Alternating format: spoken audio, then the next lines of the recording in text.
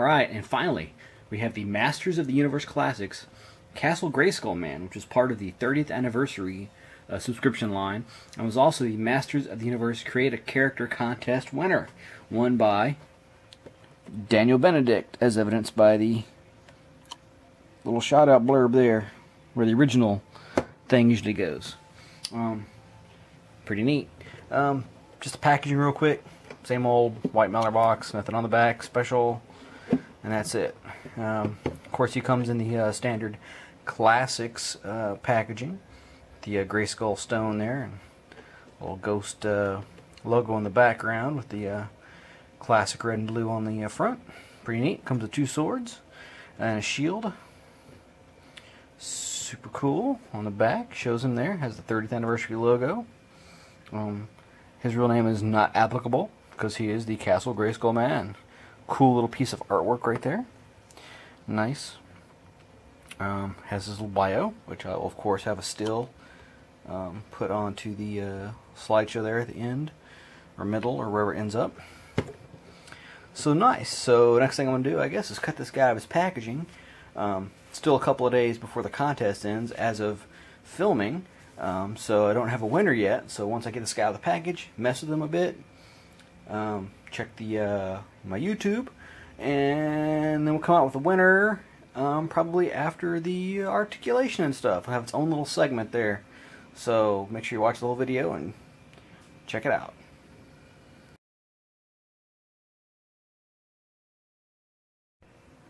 Alright, finally got Castle Grayskullman out of the packaging. And he looks really cool. I mean, compared to the prototype, there's some differences that, I think we should have stayed more with the prototype. I mean, yeah, he does have the whiplash shoulders, Clawful, whoever had him first.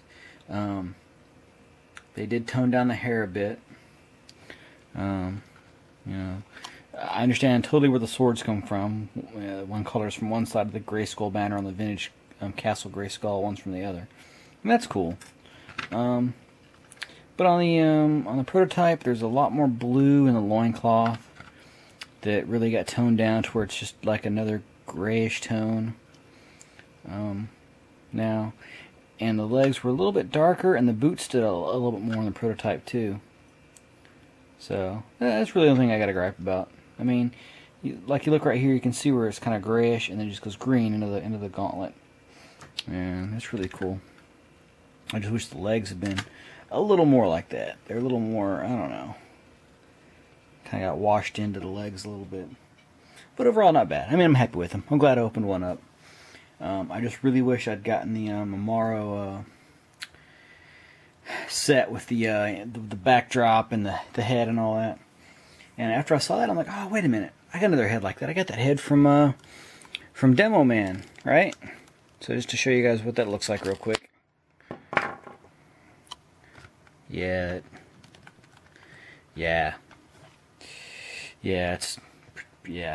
So that's not working.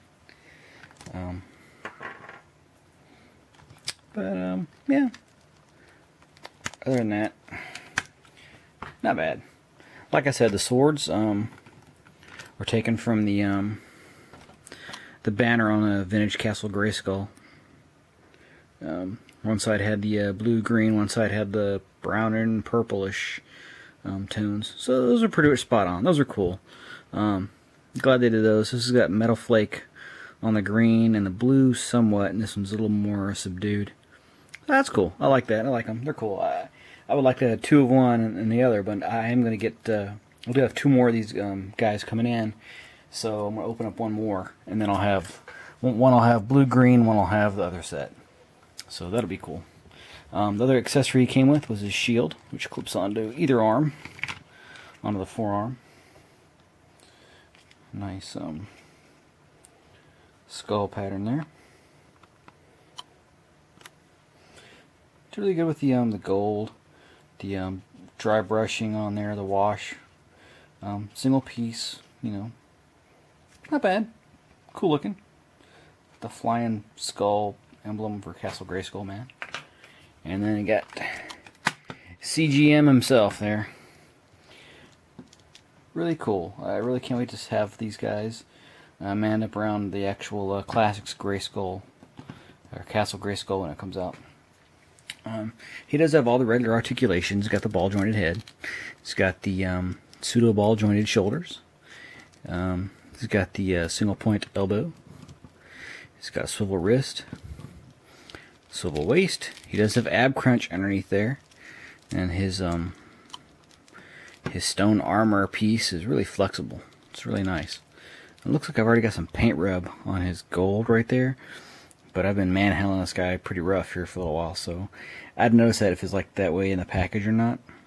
So I can touch it up if I wanted to. I think I got probably some gold about that color if I wanted. He does have the standard hips, semi-flexible loincloth there. He's got a single point knee. He's got the nice hidden ankles there, nice and ratchety. They do kind of tilt a little bit, and then a swivel at the calf. So nice, not bad. Now, one thing I did have to say about this guy out of the box is his wrist, his ankle, and his ab crunch were all frozen when I got him out of the box. And I'm like, oh man, I'm going to totally break this dude. They'll have a broken one. But that wasn't the case. I stuck him in the freezer for a while and let the plastic get a little bit firmer and maybe shrinks up a little bit, and kind of messed around with them slowly, and they popped. So that's better than a couple of the DC Universe Classics figures I had where I just twisted off the wrists on one guy. I think I had a bicep twist off on another one. I think it was a Superman and a Joker that I trashed. But yeah, man, he's really cool. I mean, the hair is probably the one thing that I would change. I'd probably actually throw a little more gray on there just to tone it down a little bit more. They did tone it down a little bit from the prototype they showed at Comic-Con. But he could probably still be toned down a little bit more. When you look really close to the loincloth, you can see the blue in there. It just doesn't stand out like it did on the prototype. So, that's pretty cool. But, you know what? I'm still going to give this guy a 10 out of 10. He is still awesome. Considering he's a Create a Character contest winner. He's a, I don't know, undead guard of Castle Grayskull. A living embodiment of the power of Grayskull to some extent.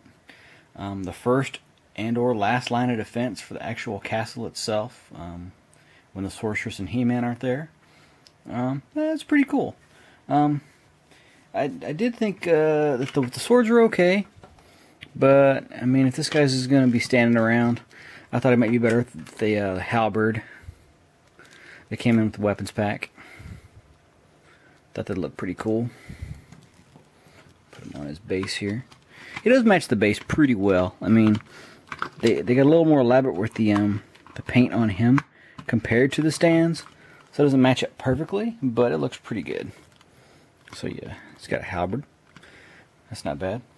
It's a good look for him. I also had the other second halberd there. It's actually a little bit better, only because it does have a grip a little bit higher up, and it'll fit right into the base. There's a hole in the base right there where the tip of that fits, and he is not ever going to fall over. I might actually give him a shield, but I don't know if that's a I don't know what error you would check to see if that was a correct thing for guards with axes like that, if they actually carried shields, but whatever.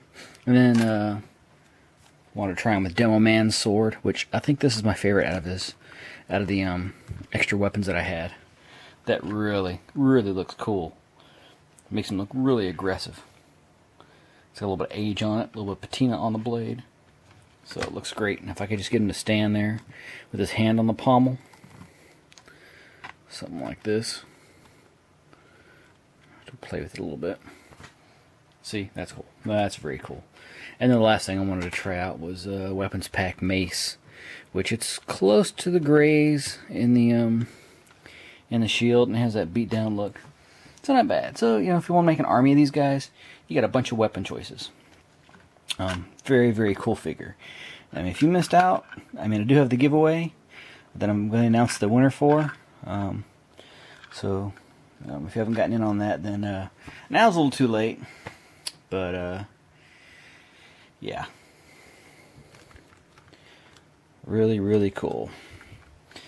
So, yeah, 10 out of 10. I mean, you know, I wouldn't pay more than cost for this guy, only because he's not part of the actual, you know, the original classic cartoon, toy line, whatever, and he's kind of like an expanded universe thing for Masters for me. So, he wasn't that important a character. I really am glad I got extras, and I'm really glad I'm able to give one away.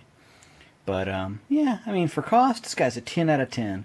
Once you get over that $40 threshold there, you know, he's like a 7 out of 10 figure. Just because there's a couple of little flaws that really could have been a little bit better on the guy. But for cost, this guy is perfect, man. He's awesome. Great little army builder for He-Man. Can't wait to get another one. Can't wait to get the castle. And, yeah. So 10 out of 10 for the Masters of the Universe Classics. Castle Grayskullman, part of the Creative Character Contest winner, made by Daniel, or actually designed by Daniel Benedict, and put into plastic form by Mattel. Awesome, awesome, awesome. 2 thumbs up. If you don't have one, get one.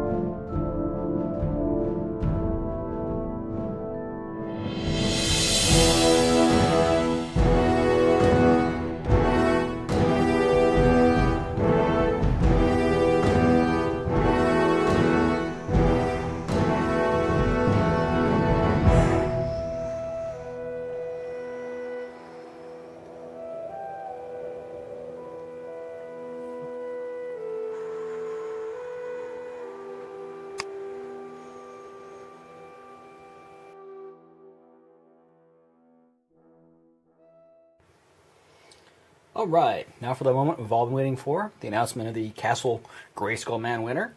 And that's going to be Thomas Krasinski. That's the name on the YouTube account. Brand new, probably just because of my contest. At least he has a new channel, whether or not he has other channels or whatever. But in any case, I went to random.org, plugged in my total number of subscribers that were eligible, and clicked on the button, and it spit out the number for his subscriber number that I gave each of you guys, and that's it. And he wins the Castle Grayskullman. So just like Daniel Benedict, he's also a Castle Grayskullman winner. So there you go. Cool. So just PM me with your address and stuff, and I'll sort all that stuff out, and I'll let you know when it's shipped. And congratulations. Woohoo! And let me go ahead and thank everybody who went in and subscribed and all that stuff. I really appreciate it. I didn't get the 100 subscriber minimum that I was really shooting for. It's just shy of that. Still not too bad. A lot of good comments and all that. So stay tuned. I'll probably do a giveaway every few months or whatever, depending on how my numbers are going and all that stuff. And that'll dictate when I'm going to do it and what I'm going to give away, and whatever. We'll see. But that was cool. Pretty good fun. Glad to give something away on the holidays. So stay tuned for more cool stuff.